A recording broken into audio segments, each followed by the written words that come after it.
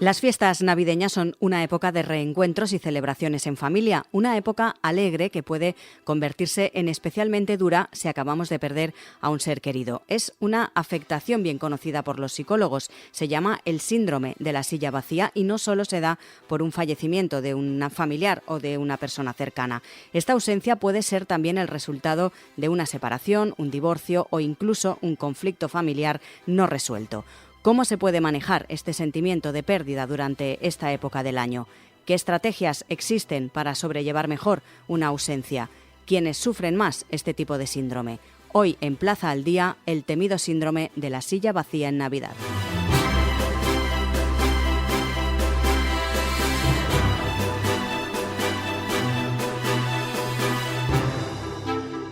Saludamos a Lara Ferreiro, ella es psicóloga. Señora Ferreiro, muy buenas. Muy buenas, ¿qué tal? Vamos a empezar por explicar qué es exactamente, señora Ferreiro, el síndrome de la silla vacía. ¿Hay diferentes maneras de este síndrome o no?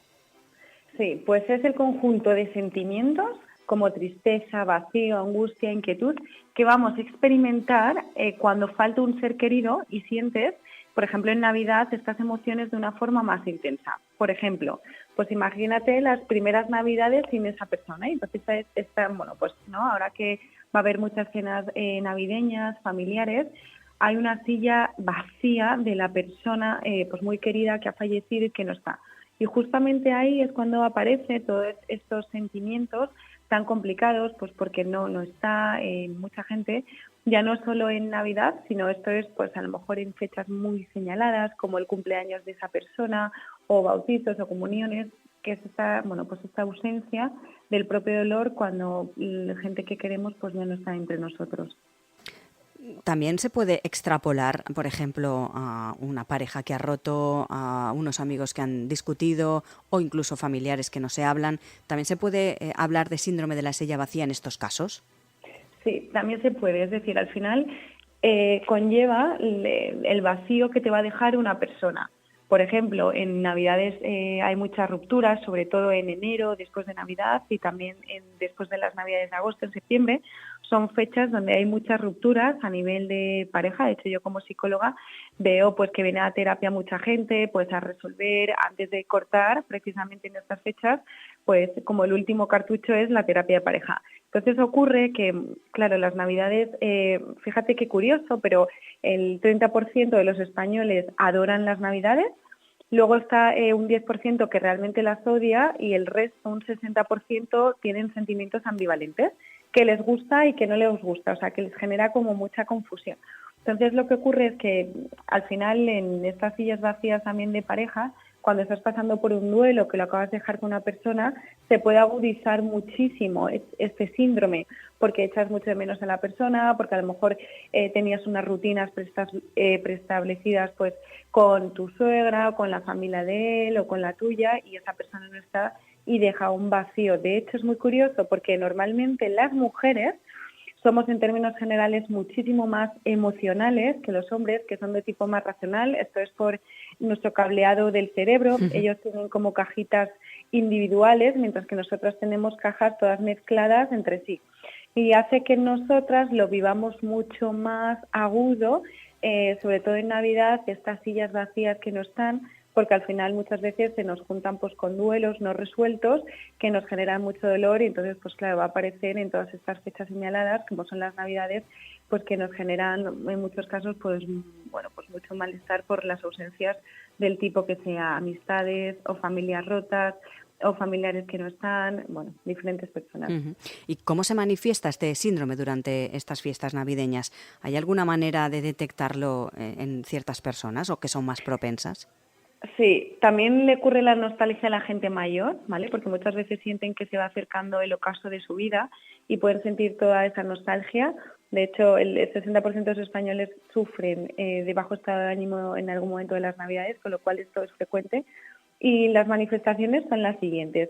Lo más importante, ¿vale? Como el primer indicador, es tu termómetro emocional, que yo le llamo así, que es tú cómo te sientes. ¿Te sientes triste cuando te levantas o cuando vas a ir a una cena? Previamente no te apetece ir, te genera mucha confusión, es decir, como que tienes sentimientos como de mucha tristeza. Luego también, cuando estás en la propia cena, hay gente que está como ida, como en otro mundo, en lugar de estar presente, está como recordando a esa persona que no está.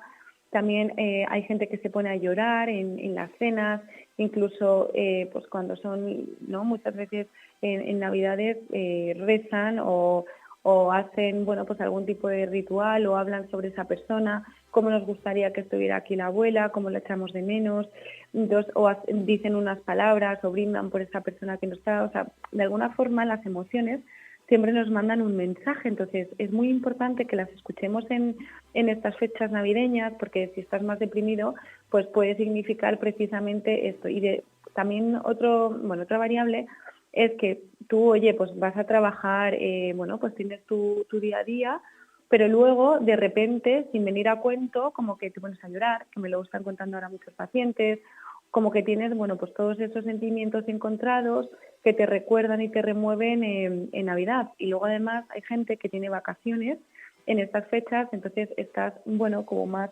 ocioso para poder pensar, aunque hay reencuentros con mucha gente querida, pero luego también se agudiza, se potencia todas esas ausencias que no están, entonces al final tus emociones te van a dar el mensaje claramente si tienes este síndrome de silla vacía o no.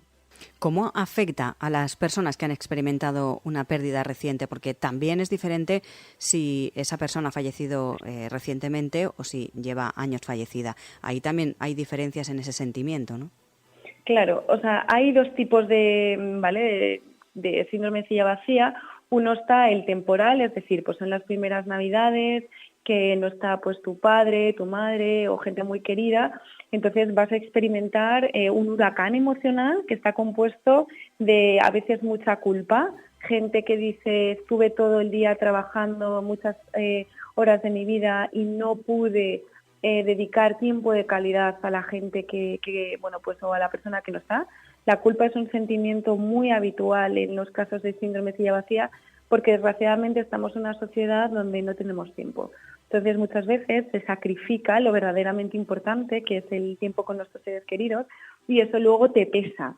Entonces es muy importante, que yo siempre se lo digo a todo el mundo, que hay que hacerlo en vida, porque luego ya no van a volver, ya no vamos a poder abrazar, no vamos a poder estar con ellos. Y en terapia, de las cosas que más se arrepiente casi todo el mundo, llevo casi 10 años como terapeuta viendo, pues, no sé, mínimo 8 horas al día de casos. Imagínate toda la gente que me habrá contado esto, ¿no? De ese sentimiento de culpa.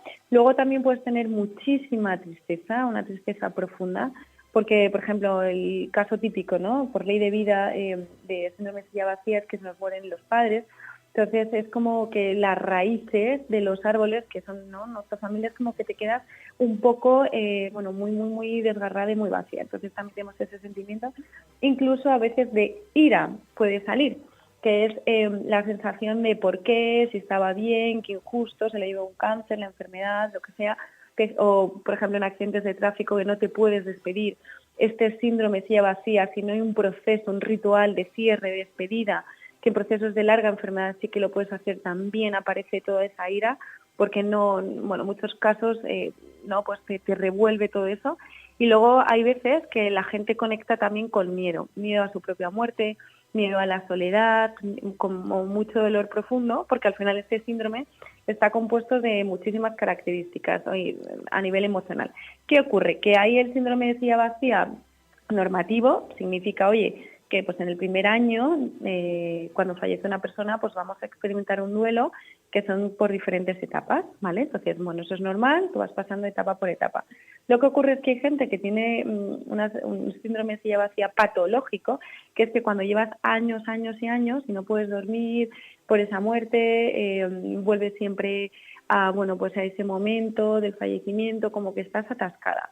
Si eso es así, se recomendaría que la gente acudiese a ayuda psicológica, porque hay personas que tienen duelos mucho más cronificados, mucho más complejos, que requieren ayuda profesional. En principio, es normal que las primeras Navidades ocurra, incluso puede llegar a ser también habitual que pues en cada Navidad se agudice ese síndrome de silla vacía por las pérdidas, pero eso es, bueno, lo podemos considerar normativo. El problema es si tú durante todo el año sigues con ese sentimiento de tristeza, de soledad por esa muerte, pues ahí es cuando sí que se considera que habría que ir a, bueno, pues a un psicólogo especialista en procesos de duelo para poder resolver.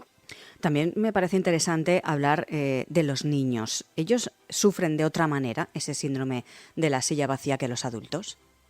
Sí, los niños es muy interesante porque el cerebro y la personalidad se forma hasta los 22 años, ¿vale? Entonces nosotros digamos que hasta que somos adolescentes, lo más importante para el sistema de apego, que es la forma que funcionamos, son nuestros padres, luego en la adolescencia nuestros iguales y luego ya a partir de los 22 años cuando se termina de formar nuestra personalidad, etcétera, y el cerebro, porque el cerebro del niño es como una plastilina, pues ahí vamos a depender de nosotros mismos. Ellos lo viven en las emociones mucho más básicas que nosotros, porque al final su cerebro, bueno, pues comprenden las emociones, pero muchas veces no tanto las emociones complejas. Lo que sí saben es que ya no está el abuelito, que les venía a buscar al colegio, que, bueno, pues no les puede llevar, pues a lo mejor a una actividad, al tenis, pues los rituales que tuvieran con, bueno, con la persona que haya fallecido, y los niños los pueden sobre todo experimentar a modo de rabietas. Muchas veces la ira de los niños enmascara una grandísima tristeza.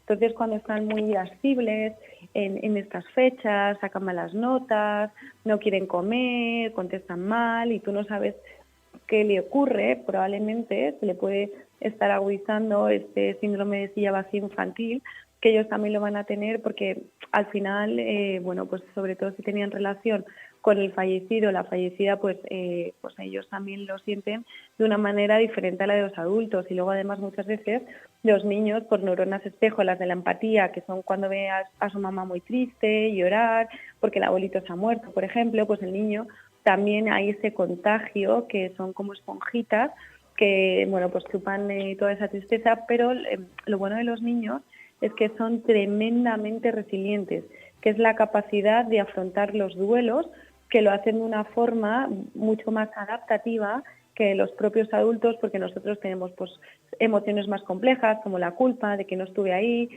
pues para el fallecido, mientras que los niños no van a experimentar tanto esos sentimientos complejos, sino de una forma mucho más primaria.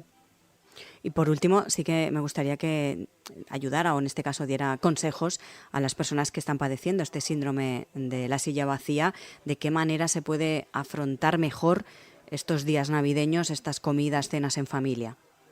Claro, muy importante, no hay que dejar de asistir a las reuniones familiares, hay que intentarlo, ¿vale? Porque si no, muchas veces empiezas a evitar situaciones y va a ser muchísimo peor porque al final ya no te apetece y bueno, siempre hay que dar un primer paso, sé que cuesta mucho, pero bueno, hay que intentarlo. Luego también, si te genera muchísimo estrés, pues habrá que organizar la celebración, pues a lo mejor repartir las tareas entre las personas para que a la tristeza no se te suma ansiedad.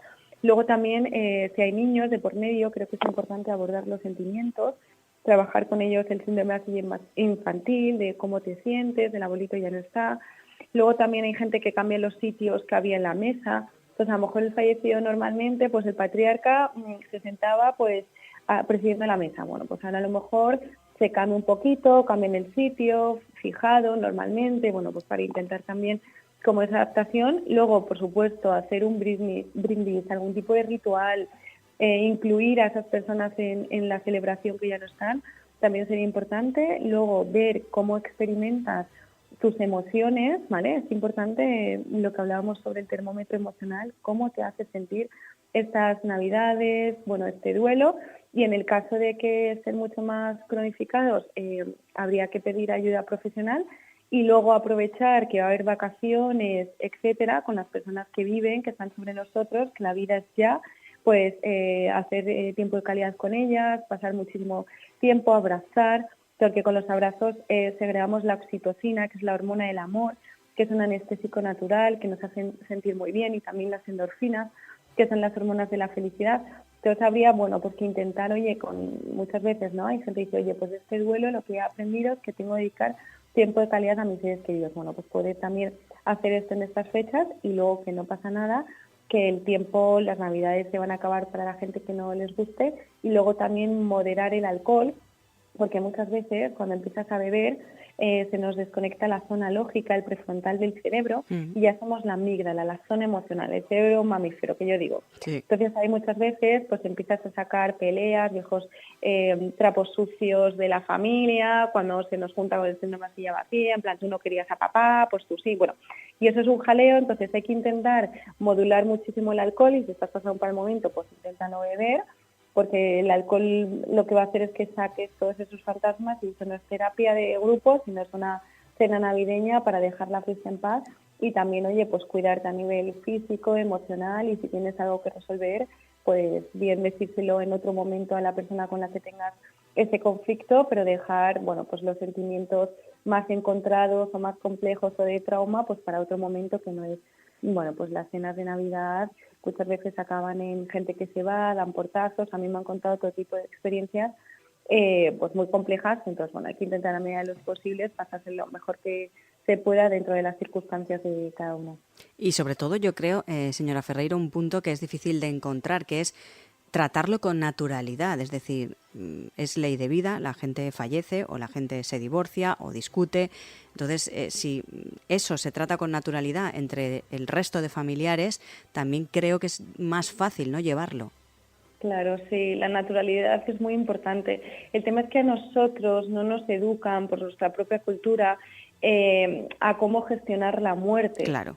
Por ejemplo, yo soy una apasionada de Asia, y siempre que puedo me escapo al otro lado del mundo, y ellos viven, por ejemplo, que yo soy una celebración de, bueno, pues como un entierro allí, la gente iba vestida de blanco, ponen música, alegría, porque consideran, ellos tienen otro tipo de creencias que en las reencarnaciones, ¿no? Creen esto cada uno en lo que crea, ¿no? Entonces me pareció muy curioso ver este tipo de celebraciones, porque viven la muerte desde otra manera, de como festiva o natural, y mientras que es verdad que nosotros, bueno, pues es más asociado al negro, a la muerte, al dolor. Entonces, bueno, quizá poder hablar de esto y naturalizarlo puede ayudar a los demás a poder desahogarse, a poder gestionar, bueno, pues estas síndromes de silla vacía, pues un poquito más ligero. Pues Lara Ferreiro, psicóloga, gracias por estar hoy con nosotros. Gracias a ti. Un abrazo.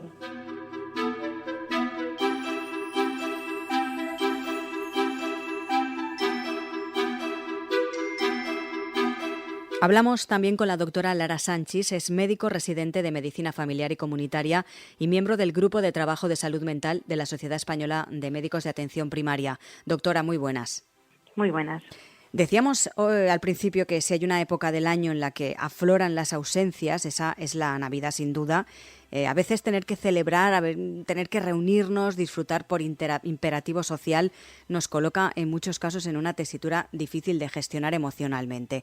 Nos decía anteriormente la psicóloga Lara Ferreiro que hay muchos síntomas emocionales para afrontar, o que un poco son los síntomas de ese síndrome de la silla vacía. Ansiedad, tristeza sobre todo, no tener ganas de relacionarte con los demás. ¿Todo esto provoca problemas de salud? Es decir, ¿afecta esa ansiedad a nuestra salud, doctora? Pues como decía muy bien nuestra compañera, el tema del síndrome de la silla vacía provoca en nosotros una sensación de ansiedad, de nerviosismo, sobre todo de anticipación, ¿vale?, de cara a las fiestas, a las cenas y reuniones familiares más señaladas.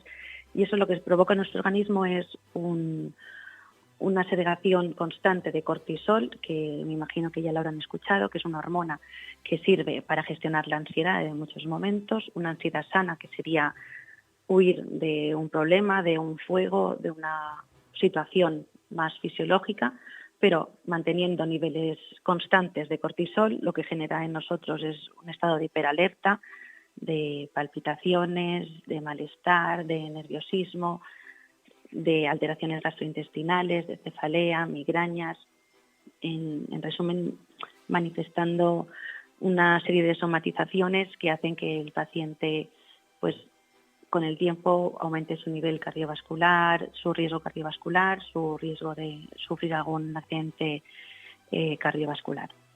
¿Han notado ustedes más consultas en estas fechas a causa de ese síndrome de la silla vacía? Sí, sobre todo de una forma más enmascarada. Lo que estamos viendo es que el paciente acude a consulta con un ánimo más depresivo, incluso reagudización en pacientes con síndromes depresivos crónicos, que ahora con el cambio de estación, con la cercanía de estas fechas, pues notan que estos síntomas han empeorado. Y ahí tenemos que hacer pues más hincapié de ver realmente qué es lo que le preocupa, tener en cuenta nosotros desde la medicina familiar el global y el global del paciente, sobre todo que conocemos a la familia, las situaciones por las que ha pasado, saber si ha habido pues un divorcio durante estos últimos meses, una muerte de un familiar y sobre todo pues identificar los síntomas y poder ajustar bien la medicación para hacerlo lo más llevadero o incluso derivarlo a otros compañeros de salud mental para que aprendan a gestionar un poco cómo afrontar estas situaciones. Decía usted, hablaba de medicación. Leíamos también recientemente que diciembre es el mes de mayor consumo de psicofármacos. ¿Han notado también ustedes esto en consulta?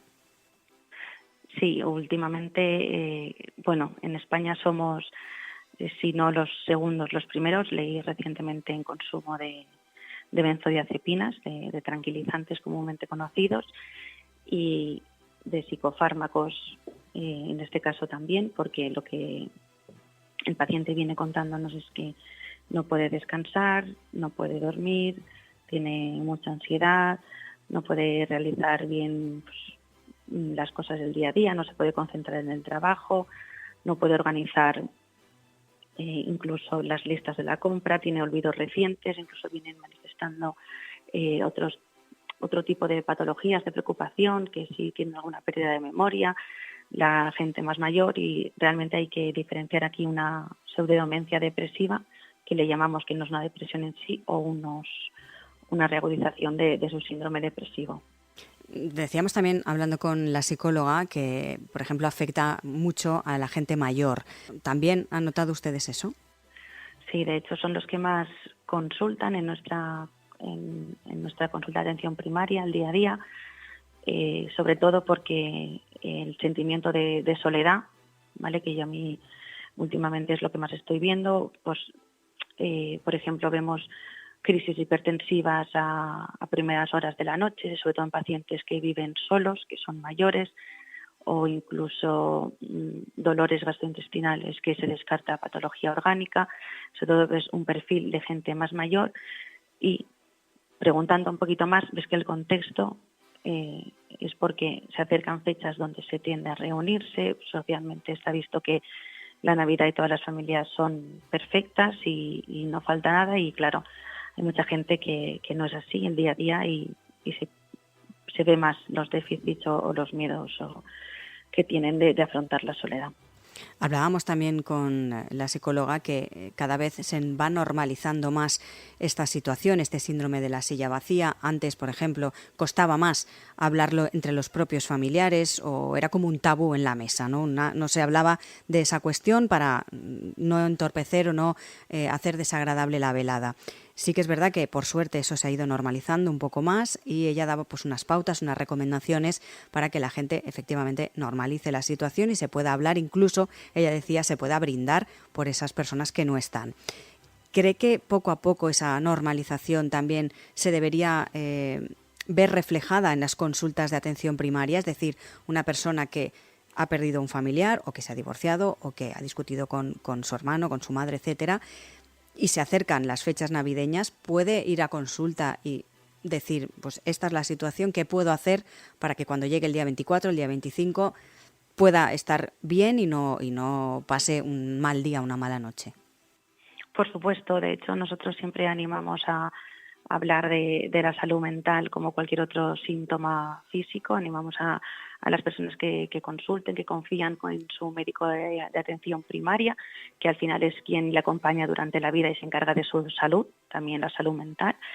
Y a veces los problemas del día a día o los procesos naturales de muerte de familiares, como bien dices, es un tabú, se da por hecho que tiene que pasar, no verbalizamos cómo estamos, y muchas veces nosotros intentamos no medicalizar la vida, los procesos naturales, los duelos que tienen que pasar, y es completamente natural pasar unos síntomas pues tristes, de tristeza, de desesperanza o de pena estos días, pero siempre diferenciando lo que es un duelo sano de un síndrome depresivo, y adaptando y acompañando al paciente en cada momento de su vida. Y que en los casos, como usted dice, doctora, llega a ser pues difícil o esa persona no puede prácticamente ni salir de casa, acudir inmediatamente, en principio, a ustedes, al ambulatorio, a su médico de cabecera, atención primaria, en definitiva, para dar ese primer paso y esa ayuda necesaria a poder seguir, ¿no?, con el día a día y avanzarse un poco a lo que pueda pasar y a lo que pueda venir en estas fechas tan señaladas.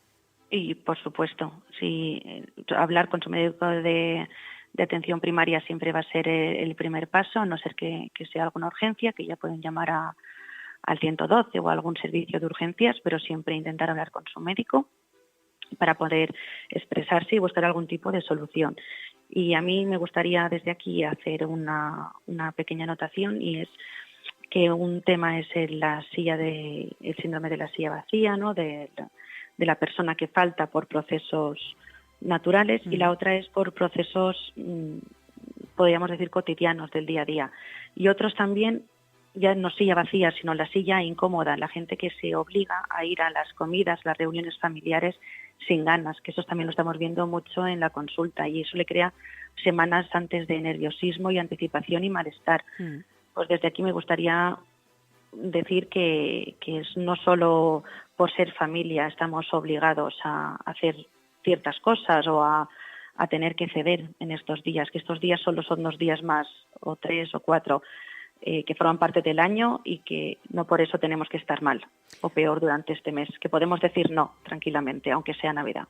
Pues nos quedamos con todos esos consejos, doctora Lara Sanchis, recordamos, médico residente de Medicina Familiar y Comunitaria y miembro del Grupo de Trabajo de Salud Mental de la Sociedad Española de Médicos de Atención Primaria. Gracias por acompañarnos. Gracias a usted.